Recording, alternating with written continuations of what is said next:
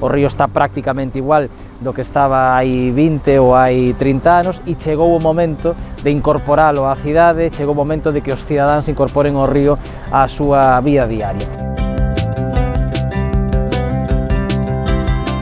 Unha ribeira verde, renaturalizada, con árbores, con vexetación e, sobre todo, que permita baixar ata a auga, que permita pasar os nosos ratos de ocio e que, ademais, cumpla coa misión de corredor verde, de enlace verde entre a Illa das Esculturas e a Xunqueira de Alba, de tal forma que estes dous espacios naturais podan estar unidos por un verde continuo e podamos transitar e pasear dun a outro sen facelo como facemos agora por un espacio absolutamente alterado.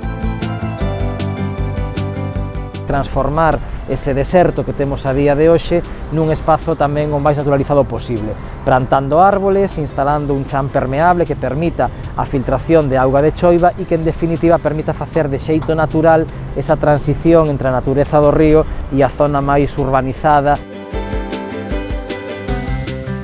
Dos maiores, porque tamén plantexamos crear zonas de solarium, zonas de baño incluso no propio río Lérez, xa na zona absolutamente próxima ao centro da cidade, complementarias á praia fluvial que temos na altura de Monteporreiro.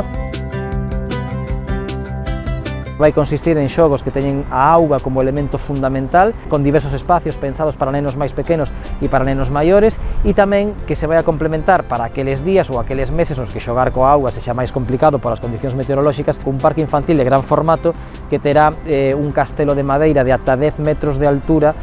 como elemento de referencia. En definitiva, gañar o río, gañar as zonas naturais e incorporalas ao noso día a día. Empezar a construir o modelo de cidade 2.0 que ten que empezar xa a pensar en cuestións diferentes á reducción de tráfico na cidade, o calmado de tráfico e a penalización de rúas, pero que temos que evolucionalo hacia o verde e hacia o azul.